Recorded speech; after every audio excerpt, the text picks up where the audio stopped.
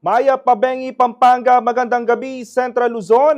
Ako si JM De Jesus at oras na para sa mga maiinit na balitang Central Luzon ngayong araw ng Biyernes, February 28. Pagtutok sa mga proyekto na magpapaunlad sa Clark, hiling ng PAMCHAN kay Senator Cayetano.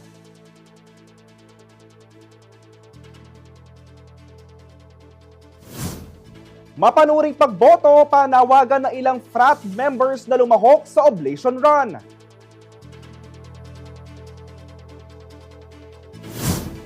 Isa patay, isa sugatan sa road crash sa Prado, Siongco, Lubao.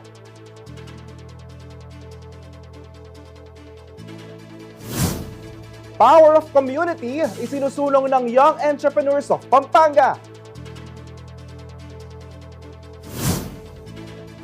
At newly renovated showroom ng BMW Pampanga, cozier at mas sustainable na.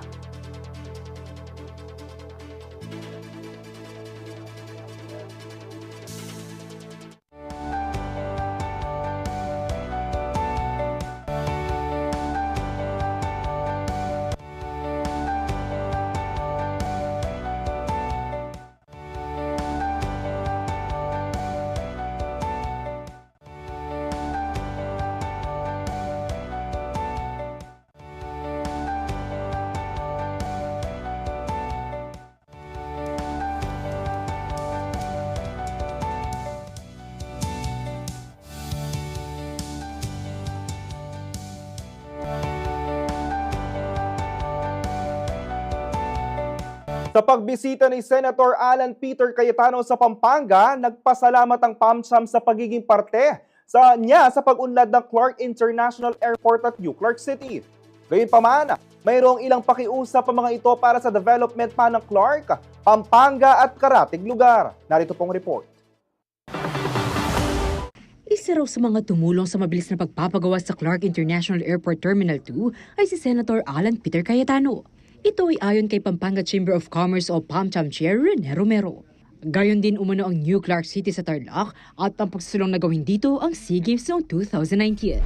But during planning ng gobyerno ni Presidente Duterte, I am very sure siya po at saka si Secretary Vince Dizon na bagong appointed Secretary ng DOTR, sila po dalawa ang nagtulak para ang Clark International Airport ay maisali sa programa ni Presidente Duterte. At hindi lang po yun.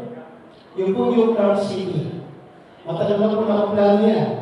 No? Pero nung panahon po nila, napagawa natin ang yung Clark City. So, in behalf of the Kapampangan, Pampanga Chamber of Commerce, and yet, nagpapasalamat kami ng marami sa inyo, Senator. At sa pagbisita ng senador sa Pampanga nitong Huwebes, February 27, mayroong pakiusap ang PAMCHAM sa kanya para sa lalong pag-unlad ng Clark. Kabilang na rito ang pagpapalakas sa Bases Conversion and Development Authority o BCDA. I know yung pong land holdings na plano ng BCDA na kasi po lahat ng lupain ng gobyerno sa mga CDC, sa SIA, at saka sa New Clark City. Ano lang po yan, list lang po. So, meron pong nilalagay ngayon ng BCDA na magkaroon ng land holdings. Meaning, a certain percentage of the total property of BCDA kung pwede ibenta na. Ibinalita naman ni Cayetano na basado na sa Senado ang panukalang batas para sa full ownership sa BCDA properties. Inaasahang magbebenepisyo rito ang mga trabahador at magsusulong sa migration mula sa Metro Manila patungo sa probinsya. Gayon din ang pagsuporta sa national development. Bukod pa rito, ipinunto rin ng PAMCHAM ang pagiging matamlay ng North-South Commuter Railway o NSCR project. Ayon kay Cayetano, mayroon na pag-uusap ukol dito. May appointment na kami. And in fact, si Joel Villanueva dahil taga Pampanga and si JD Ercigo dahil mahilig sa trains have been trying na, sabi kami ni tatlo, to see set trains about that. So, I'll just get the details, but short answer, we will what we can. Tinalakay din ng mababatas ang amendment ng right-of-way law, kaugnay pa rin ng NSCR project. Well, unang-una kasi, yung mga simpleng problema, paano bayaran yung right-of-way, kino-complicate natin eh. 'Di ba? Inuupuan natin, dinadamihan. But not because personal kong kilala si Secretary Vince Dizon, but dahil nakatrabaho ko siya several times. I'm 100% sure gagawin niyang pako yung issue na yan at siya yung martilyo. So I'm sure he will drill on it because nga kahit anong ganda ng funding at programa mo, power plant, national grid, railway, subway, airport, kung yung right of way hindi ma-solve, hindi rin mangyayari.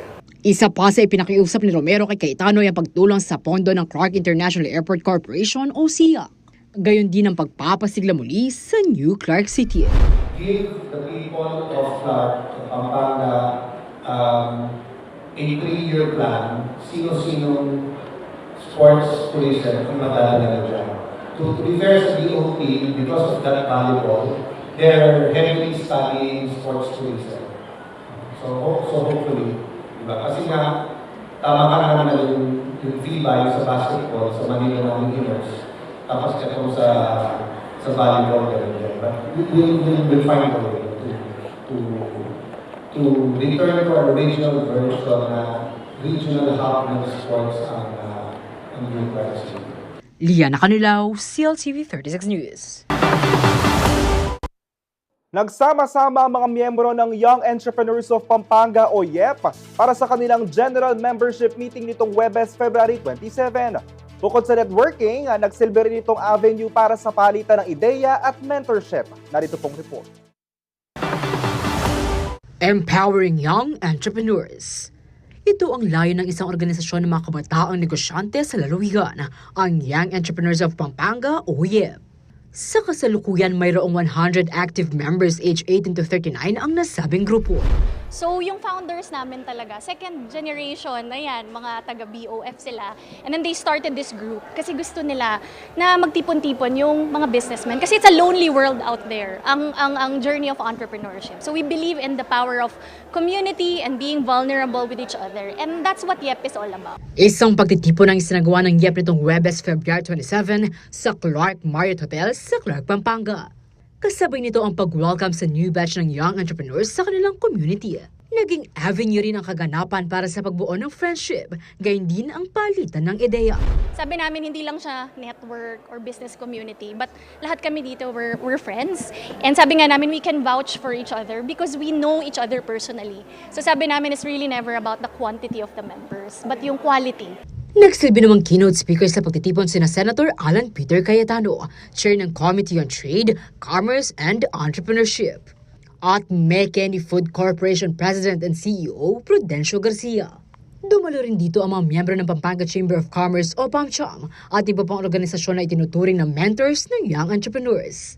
Kinilala naman si Chef Vince Garcia bilang featured member ng YEP ngayong taon. Naniniwala raw si Cayetano na nakasalalay sa mga young entrepreneurs ang kinabukasan. Well, ang iba kasi ang utak, mentality, attitude at opportunity talaga ng negosyante. And lumaki tayo na talagang bakit tayo trabaho hinahanap? Bakit ang mga Filipino-Chinese, bakit ang mga Malaysian-Chinese, bakit ang Singaporean negosyo? So I'm happy this time, background yung Pampanga Chamber, ang nasa harap yung young entrepreneur. So it's a good sign na they're becoming not only more active but more assertive. Ang future talaga sa kanila. Tignan niyo ang online selling eh. Sino ba nasa online selling? Mga bata. Samantala, hindi lamang ang may negosyo ang inaanyahan ng YEP, kundi maging artists at iba pa. Payo naman ng YEP sa iba pang aspiring young entrepreneurs. Don't limit your background. Don't limit yourself to your background and never stop learning. So kami sa YEP, we're very grateful for the mentorship kasi sa totoo lang, doon na lang, ako I'm a first generation entrepreneur. My parents are both doctors. So honestly, zero knowledge ako sa business. So it's really because of the mentorship of PAMCHAM that really helped me. And now, we're so proud of our community. So maraming salamat po. Liana Canilaw, CLTV 36 News. Sa ibang balita, magsisimula na ang konstruksyon ng socialized housing project ng Angeles City LGU at Department of Human Settlement and Urban Development sa Barangay Mining. Aabot sa 2,450 units ang maaaring i-avail ng mga kwalipikadong benepisyaryo oras na matapos ang proyekto. Magbabalita si Liana Canilaw. Disenteng pabahay para sa mga Anghelenyo. Ito umano ang naisin ng itatayong socialized housing project sa Barangay Mining, Angeles City. Batay sa disenyo, mayroong 2,450 units ang proyekto na nakapaloob sa pambansang pabahay para sa Pilipino o 4PH program ng pamahalaan. Idinaos itong Webes February 27 ang groundbreaking ceremony na pinangunahan ng pamahalang panlungsod ng Angeles at Department of Human Settlements and Urban Development o DSUD. Unang-una po, bago po ako humabol bilang alkalde, ang isa po sa mga binilin sa akin ng aking ama na ang mga Angelenyos dapat daw may sarili-sarili silang bahay sa syudad ng Angeles. At wala ho tayo dapat iniiwan sa ating mga kababayan sa syudad ng Angeles. Ito ang hudyat ng pagsisimula ng konstruksyon ng town building socialized project na nakasunod sa disenyong vertical living. Ang usapan po namin, humihingi po silang 6 months to 8 months na matapos po yung mga unang isa o dalawang building po ang tatapusin nila. 10 building po kasi ang gagawin nila dito. No? Ito pong mga building na to ready for occupancy within 6 to 8 months. Paliwanag ni Mayor Carmelo Pogi Lazate Jr., ang proyekto ay isang township. Bukod sa housing units, ito ay mayroon ding 200 car parking slots, 680 motorcycle spaces, pamilihan, clubhouse at iba pang amenities. Opo, napaka-importante po ng mga amenities natin na kinausap ko po sila na ilalagay nila dito, no? Para po, it's a community within a community ang ginagawa po natin. Samantala, binili raw ng investor at developer ng proyekto ng Mining Corporation ng lupang pagtatayuan na aabot sa 4 na ektarya. Aabot naman sa 3 hanggang 4,000 piso ang posibleng bayaran buwan-buwan ng mga benepisyaryo na sinasala pa ng pag-ibig. Liana Canilaw, CLTV 36 News. Manatiling nakatutok para sa iba pang balita ngayong araw.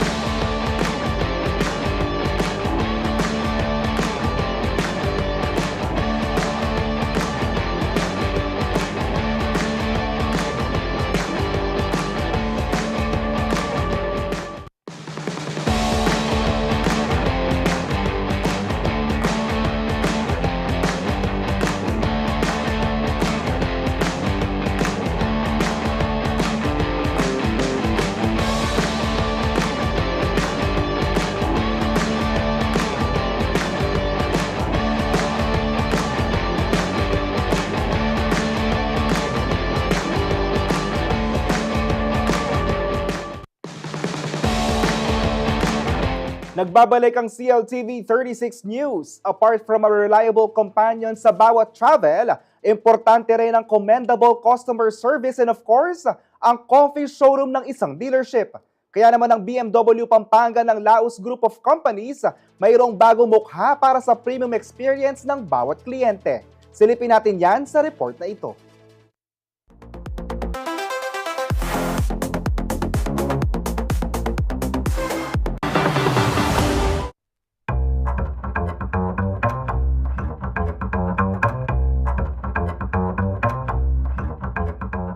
Masayang idinaos ng Premier Cars BMW Pampanga ang inauguration at blessing ng kanilang newly renovated showroom nitong Huwebes, February 27 sa Jose Abad Santos Avenue, City of San Fernando. Ibinida ng pasilidad ang bagong BMW Retail Next concept kung saan ang premium experience na hatid nito mas pinalevel up pa with their cozier and customer-focused space. Dahil tayo actually ang pinakauna sa bagong CI na requirement ng BMW ngayong taon. No? So sa Pilipinas tayo pinakauna. Very interactive yung showroom, very clean, very neat. And it is very fitting of the BMW brand. Ayon naman kay Ricky Velasco, ang Dealer Development Management ng SMC Asia Cars Distributors Corporation, sa bagong setup ng showroom, mas ma-appreciate na ng mga kliyente ang premium feels ng BMW cars. First, it's not as stiff as before, that what we call the driving gallery. No, now it's a different setup. You have couches or lounges in between cars. No, so it's a little bit more cozy. Highlight din ng pagdiriwang ang ceremonial electric charger switch on. Simbolo ito ng kahandaan ng BMW Pampanga sa pag-adapt sa emerging technologies kagaya ng mga electric vehicle. Parte rin umano ito ng kanilang suporta sa pagkakaroon ng mas sustainable na transportation system sa rehiyon. For electrical vehicles, I think 24 have been scattered all throughout Luzon.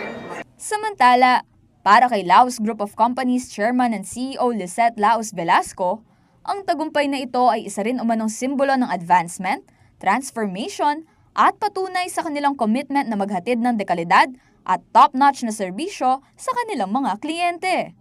We represent a premium brand, so therefore, importante din na yung bahay na pinupuntahan ng ating mga customers sa BMW ay laging maayos, no, and ready to welcome them. Pinasalamatan din ni Laos Velasco ang mga panauhing dumalo, kagaya ni na BMW Asia Network Development Manager Shamini Paraba, ang President ng SMC Cars Asia Distributors Corporation na si Spencer Yu, Dealer Development Manager Ricky Velasco, Sales Director Michael Rosario, at After Sales Director June Francia para sa kanilang suporta sa success ng proyekto.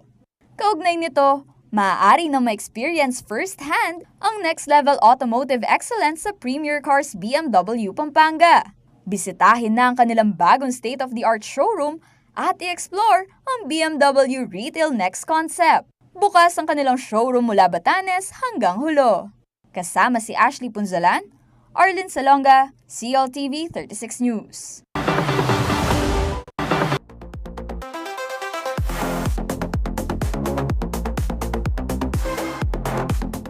Samantala, may ilang mga kritiko na nagdududa sa pagiging impartial ni Senator Risa Hontiveros sa nalalapit na impeachment trial ni Vice President Sara Duterte na posibleng magsimula sa Hulyo. Gayunpaman, iginiit ng senador na bagamat hamon ito para sa kanya bilang isa sa mga hukom, titiyakin raw niya na magiging patas at makatarungan siya sa pagdinig ng kaso. Ang buong detalye ay babalita ni Aisel Fernando. Diretsong sinagot ni Senate Deputy Minority Leader Risa Hontiveros ang mga tanong na kinakaharap niya hinggil sa impeachment ni Vice President Sara Duterte na inaasahang magsimula sa buwan ng Hulyo. Sa kapihan sa Senado nitong Miyerkules, February 26, iginiit ni Hontiveros na bilang mga senador na magsisilbing hukom sa nalalapit na paglilitis sa Senado, kinakailangan nilang maging patas at makatarungan hindi lamang sa kanilang mga desisyon kundi pati na rin sa pagsusuri ng mga ebidensya. Isa sa mga isyong ibinabato laban sa kanya ay ang pag-endorso ng Akbayan Party List na isa sa mga naunang naghain ng reklamong impeachment. Dahil dito, may mga kritiko na nagdududa kung mananatili siyang patas sa paghusga sa kaso. Kinlaro niya ang naturang issue at sinabing hindi ito nangangahulugan na otomatiko siyang boboto para mapatalsik ang vice-presidente. Bago pa man daw maisampa ang iba't ibang impeachment complaints sa Kamara, matagal na niyang binibigyang diin sa Senado ang mga issue ng transparency at accountability na ngayon ay kabilang sa grounds ng impeachment. So, bago pa man sa mga party or partisan considerations, siguro mas doon nakabatay yung tingin ng mga mamamayan kung ano yung posibleng maging boto ko o boto namin. Dahil sa mga issue na nakapaloob sa mga grounds. And so, bilang Senator Judge, eventually, kung matutuloy na ito, at gaya ng paalala ni SP, magiging impartial, fair, aaralin talaga at titimbangin yung mga ebidensya. Which of course, up to today, ay marami na at mabibigat sa isang parang plain na pagtingin. So, ako, excited akong gawin yung tungkulin namin and in that proper frame of mind. Hamon din kay Hontiveros ang muling pagharap nila ni Duterte. Ngunit sa kabila ng kanilang matinding sagutan sa nakaraang budget hearings, tiniyak ng senador na mananatili siyang patas at makatarungan sa impeachment trial. Ngayon pa lang naman, if ever magkakaroon ng impeachment process sa particular na public official na ito. So, kailangan pakinggan ko as it were with new ears, isipin ko with a new mind. But syempre, dahil tao, and I think as a responsible legislator, titimbangin ko rin in comparison with previous evidence I have studied. Saka previous na appreciation sa mga, halimbawa, testimony ng mga witnesses about this particular public official. And I guess that's as good as it gets. Sa kabila ng kanyang sagot, muli pa ring inusisa ang senador kung tiyak na ba ang kanyang boto para sa conviction ni Duterte. At sagot niya, I guess the fairest I can say is that yung mga kababayan natin at yung mga colleagues ko dito sa Senado, I think what can be expected of me or of all of us is to make the best decision we can make. And then, yung track record na rin namin will come into play. How have we passed on issues before? And I tend to be a very consistent person in my work. So, I'll start from there. bagamat may namumuo ng judgment si Hontiveros tungkol sa performance ni Duterte bilang isang opisyal, iginiit niyang hindi ito makakaapekto sa kanyang desisyon sa impeachment trial. May namumuo akong opinion tungkol sa kanya bilang public official, given the several important issues na imbestiga namin or napagdebatihan namin ni VP in the past several years. So, it's only human na that will come into play in my mind and memory pagdating sa impeachment trial.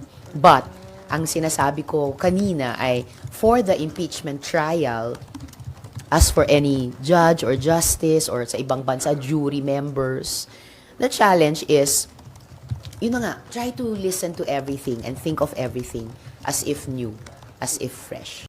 Ang impeachment ni Duterte ay batay sa mga alegasyon ng maling paggamit ng pondo, hindi maipaliwanag na yaman, pagbabanta sa buhay ni Pangulong Ferdinand Marcos Jr. at iba pang opisyal at pagkakasangkot sa extrajudicial killings. Matatanda ang naghain ng petisyon si Duterte sa Korte Suprema noong February 18 upang ipawalang bisa ang impeachment laban sa kanya na tinawag niyang political persecution. Hiniling din niya sa Korte Suprema na pigilan ang nakatakdang paglilitis sa Senado. Ayon sa 1987 Constitution, ang hatol sa isang opisyal na makoconvict sa isang impeachment trial ay pagkakatanggal sa pwesto at diskwalifikasyon na ipaghawak ng anumang posisyon sa gobyerno sa hinaharap. Samantala, sa kabila ng mga kontrobersya at hamon, nananatili umanong nakatuon si Hontiveros sa kanyang tungkulin bilang senador na gaganap bilang hukom sakaling matuloy ang impeachment trial. And I have always tried to be respectful sa mga witnesses, kahit sila pa yung pinatutungkulan ng investigasyon, and the same would be true if and when the impeachment trial gets underway. Kasama si Karen Maurilio, Isel Fernando, CILTV 36 News. Sa ibang balita, inaasahang dadagsa ang fans ng K-pop group na ENHYPEN sa Philippine Sports Stadium sa Sabado, March 1. mula alas 9 ng umaga hanggang alas 9 ng gabi para sa kanilang Walk the Line World Tour. Paalala po sa mga pupunta, siguraduhin may laman ang inyong RFID accounts at maglaan ng mas mahabang oras sa biyahe dahil inaasahan ang matinding trapiko sa paligid. Para sa mas maayos naman na daloy ng mga sasakyan, ang mga pupunta sa concert ay pinapayuhang dumaan sa NLEX Ciudad de Victoria exit. Ang mga motorista papuntang Bocaue o Santa Maria ay maaaring gumamit ng alternatibong ruta sa Marilao, Bocaue o Tambubong exits. Magkakaroon ng traffic personnel sa mga apektadong bahagi ng NLEX upang magbigay ng tulong.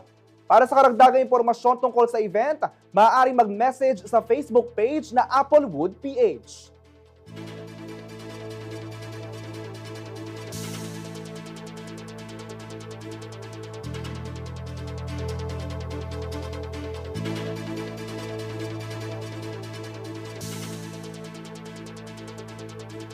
Samantala, patuloy na kinikitaan ng pagbuti sa kanyang kasalukuyang kalagayan si Pope Francis. Ginagamot ngayon ng Santo Papa sa Gemelli Hospital sa Roma matapos siyang ma-diagnose na may bilateral pneumonia. Ayon sa pahayag ng Holy See Press Office itong Huwebes ng gabi, February 27, na inilathala ng CBCP News, bagamat bumubuti ang kondisyon ng 88 anyos na lider ng Simbahang Katolika, kinakailangan pa raw niya ng ilang araw ng clinical stability upang ganap na matukoy ang kanyang prognosis. Sa ngayon, sumasailalim ang Santo Papa sa high-flow oxygen therapy at gumagamit din ng venti mask. Bukod dito, patuloy rin ang kanyang respiratory physiotherapy sessions. Sa kabila ng kanyang pagkakaospital, nananatiling aktibo si Pope Francis. Siya ay nagdarasal sa chapel ng kanyang pribadong silid sa ika-10 palapag ng ospital at patuloy na ginagampanan ng ilang gawain, ayon sa Holy See Press Office. Matatandaang dinala sa ospital ng Santo Papa nitong February 14, 2 linggo na ang nakakalipas dahil sa bronchitis.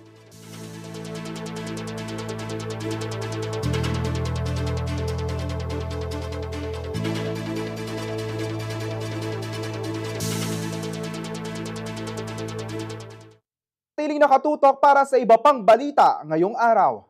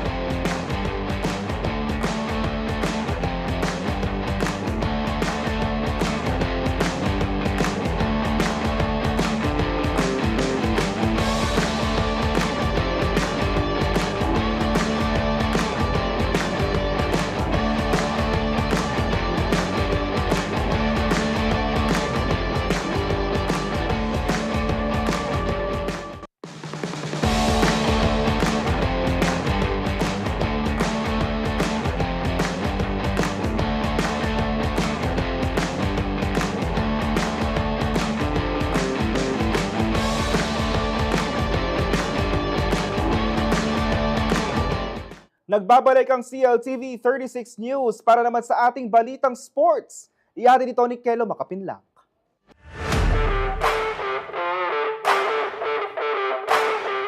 Pinatunayan ng top-seeded team na Creamline Cool Smashers ang kanilang pangingibabaw matapos gulantangin ng next-led Chameleons sa 2024-2025 PVL All-Filipino Conference Qualifying Round sa PhilSports Arena nitong Huwebes, February 27. Sa tatlong set ng laro, mabilis ang tinalo ng Smashers sa score na 25-18, 25-17 at 25-17 ang Chameleons. Hindi nagpatinag ang Cool Smashers sa posibilidad ng upset makaraang ipamalas ang lalim ng kanilang lineup at hinigatan ang Chameleons sa lahat ng set. Nakapagtala ng 47 attack points ang koponan laban sa 33 ng kalaban. 5-1 naman sa blocks at 6 na service aces. Pinangunahan ni Bea De Leon ng depensa at opensa ng Creamline na nakapagtala ng 6 attacks, 5 blocks at 1 ace habang sinuportahan naman ni Kyle Negrito ang opensa sa kanyang 15 excellent sets. Bumida rin sina Tots Carlos, Jeanette Panaga at Michelle Gumabaw na nag-ambag ng solidong gameplay. Sa kabila ng kabiguan, lumaban si Shara Permentilla para sa next lead na may 14 points, 18 excellent receptions at 6 digs. Ngunit kinapos pa rin ang Chameleons at nalaglag sa play-ins. Pasok na sa quarterfinals ang Creamline na patuloy na bumabandera bilang title favorites habang hinihintay ang susunod na makakaharap sa March 15. Kelo Makapinlak, CLTV 36 Sports News.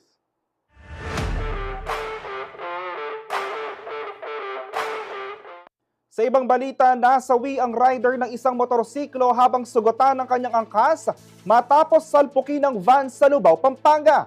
Para sa detalye, mag-uulat si Neriza Man. Dead on the spot ang isang motorcycle rider matapos salpukin ng rumaragasang van sa Lubao, Pampanga.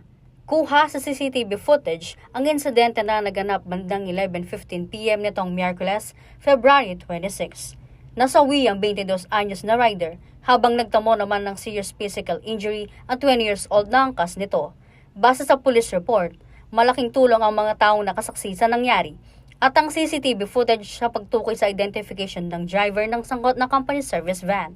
Kinalaunan, sumuko ang suspect sa Hermosa Municipal Police Station at inaresto na ng Lubao Police. Sinampahan na rin ng kasong kriminal ang suspect. Samantala, pinayuhan naman ng Lubao Police ang mga motorista na sumunod sa traffic rules and regulations, maging maingat at maging defensive drivers. Neriza Man, CLTV 36 News in turn. Samantala, 3 araw nang nawawala ang isang 18 years old na dalaga mula Tarlac City. Base sa report ng Tarlac Police Provincial Office, huling nakita si Raya Del Rosario Samson na umalis sa kanilang bahay sa Barangay Maliwalo pasado alas 8 ng gabi nitong Martes, February 25 at hindi na nakabalik. Nitong February 27, nanawagan sa isang Facebook Live ang ama ni Raya na si Allen Ong Molina matapos maulat na nawawala ang kanyang anak. Sa ngayon, patuloy pa rin pinaghahanap ng mga otoridad ang dalaga. Para sa mga nakakita o may impormasyon sa kinaroroonan ni Raya, tumawag o mag-text lamang sa 0927-741-3456 o 0915-613-3056.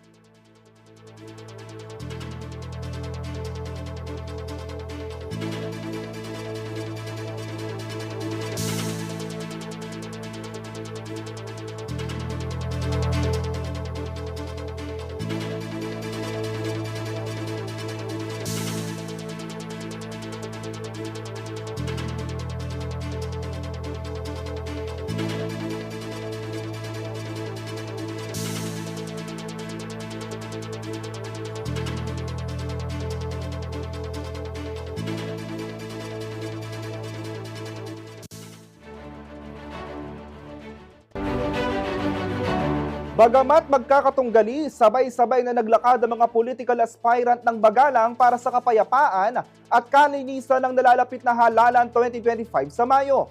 Para sa buong detalye, magbabalita si Ashley Punzalan.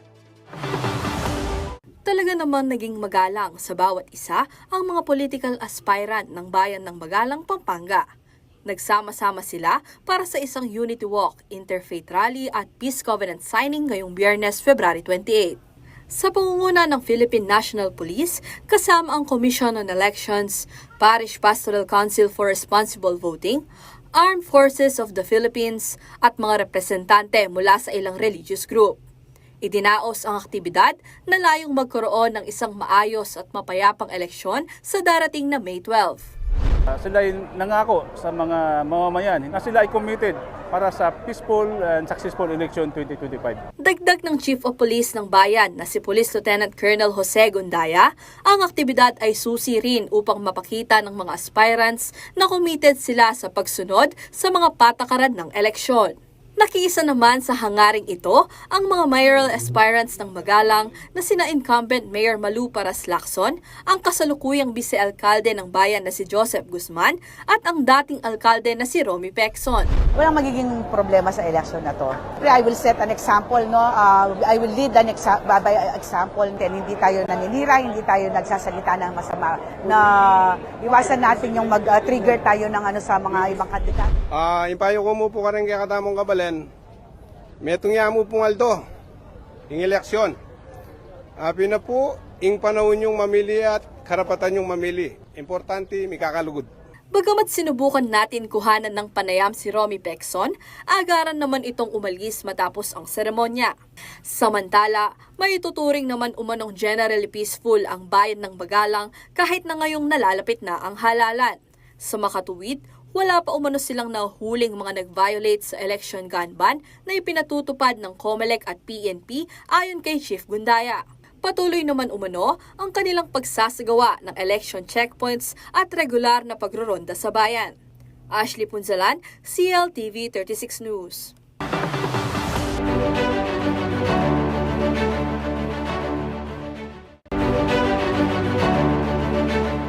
Samantala, nakiisa ang Alpha Phi Omega Omicron chapter ng University of the Philippines sa UP Clark sa layunin ng kanilang fraternity na maisulong ang mapanuring pagboto.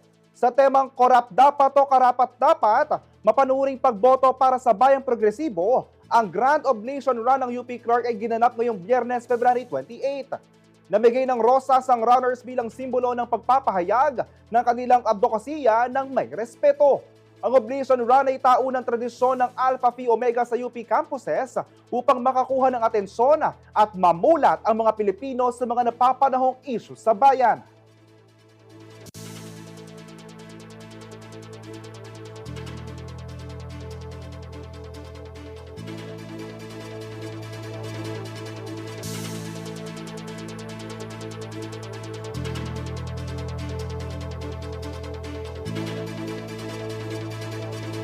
Manatiling nakatutok para sa iba pang balita ngayong araw.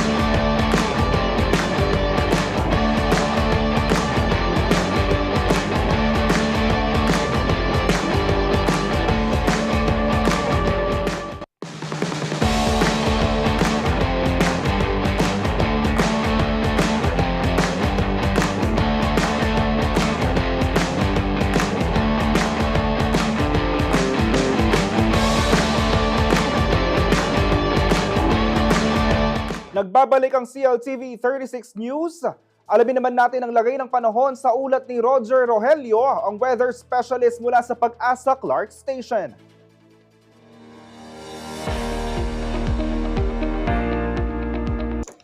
Magandang hapon po. Ito po ang pagtaya ng magiging lagay ng panahon sa susunod na 24 oras ngayong araw ng Biyernes, February 28, 2025. Northeast monsoon o hanging amihan ang patuloy na nakaka-epekto sa malaking bahagi ng Northern Luzon, kasama na po ang Central Luzon.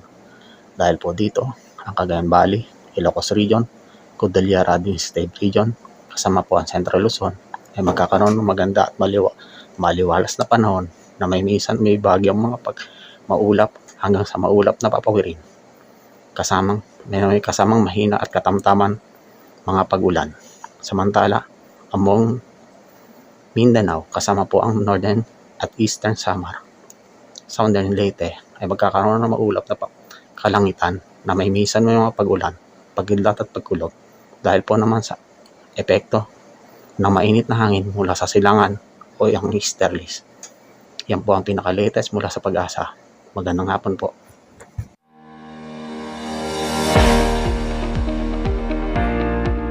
Samantala, formal na tinanggap ni Department of Tourism Secretary Cristina Garcia Frasco si So In-guk, isang sikat na South Korean actor at singer, bilang Philippine Celebrity Tourism Ambassador for Korea noong February 21. Ayon kay Secretary Frasco, malaki impluwensya ni So In-guk at ang kanyang malalim na koneksyon sa mga Pilipino ay makakatulong sa pagpapalakas ng ugnayan sa pagitan ng Pilipinas at South Korea, na siyang pangunahing pinagmumula ng mga dayuhang turista sa bansa. Binanggit ni Frasco na sa pamamagitan ng paghirang kay So In-guk, mas marami pang South Korean sa maihikayat na bisitahin ng mga tanyag na destinasyon tulad ng Boracay, Siargao, Cebu at Bukidnon. Bilang Philippine Tourism Ambassador, inaasahang lalo niyang ipapakilala ang kagandahan ng Pilipinas sa mundo. Pagkatapos sirangin bilang bagong Philippine Celebrity Tourism Ambassador ng Department of Tourism, unang beses na narating ni So In-guk ang Boracay. Sa kanyang pagbisita, namangha siya sa kagandahan ng isla at sumubok ng iba't ibang aktibidad tulad ng golf, crystal kayaking sa Station 1 at isang afternoon yacht tour kung saan nakasalamuhan niya ang ilang Pilipinong tagahanga. Tinikman din niya ang ilang lokal na putahe tulad ng sinigang at sisig.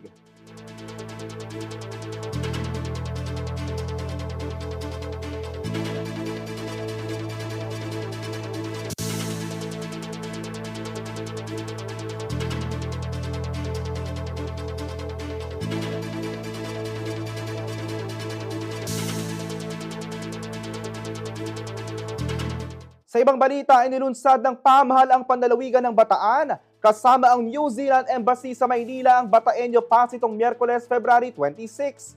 Layunin nitong gawing digital ang lahat ng transaksyon sa gobyerno at mas mapabilis at mas maging accessible ang mga serbisyong pampubliko sa lalawigan. Ayon kay Governor Jose Enrique Garcia III, matagal na kinakaharap ng mga mamamayan ang mahabang pila, paulit-ulit na proseso at labis na papel para lamang makakuha ng simpleng serbisyo mula sa gobyerno. Dahil dito, bumabagal aniya ang pagbibigay ng tulong at nagiging pabigat sa publiko. Ipiniwanag din niya sa pamamagitan ng Bataenyo Pass, mas mapapadali ang pagkuha ng mga serbisyo dahil nakaimbak na rito ang mahalagang impormasyon ng mamamayan. Magagamit ito upang agad na ma-verify kung ang isang tao ay senior citizen, magsasaka, mangingisda, tricycle driver o kabilang sa indigent.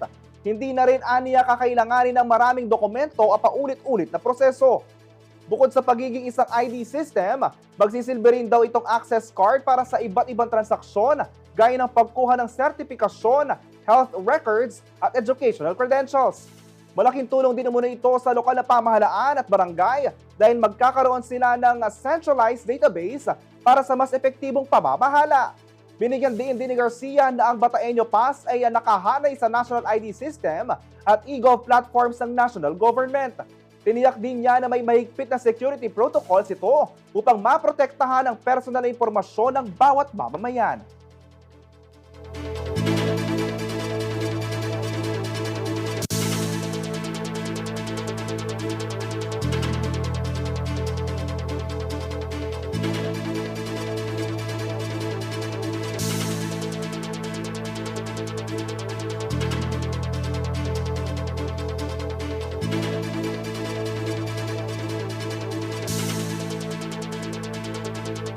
At para naman sa ating entertainment news, ihahatid ito ni Danny Cagino.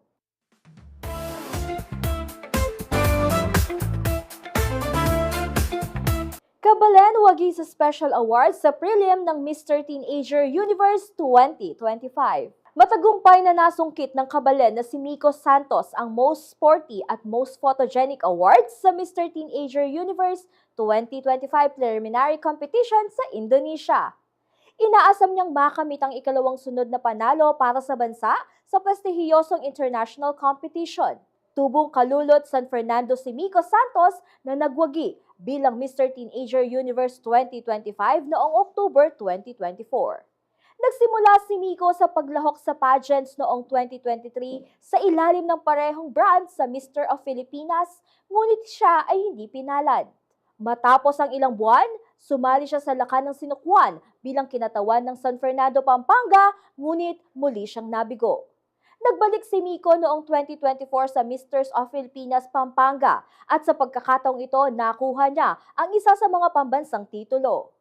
Samantala, gaganapin ngayong February 28 ang Coronation Night sa nasabing pageant. At yan ang ating entertainment news ngayong araw. Ako si Danny Cagino, CLTV 36 News.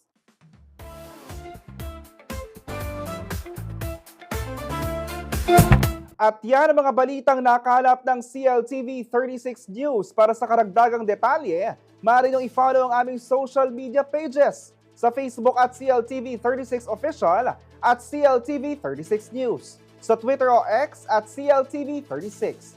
Para naman sa Instagram at CLTV 36 Official.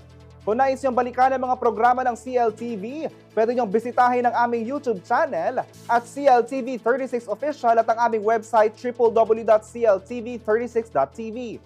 Mapapanood din ang mga programa ng CLTV nationwide via Signal Channel 115 at sa ating 38 cable partners. Kasama ang buong pwersa ng CLTV News and Current Affairs, ako po si JM De Jesus. Maraming salamat at happy weekend.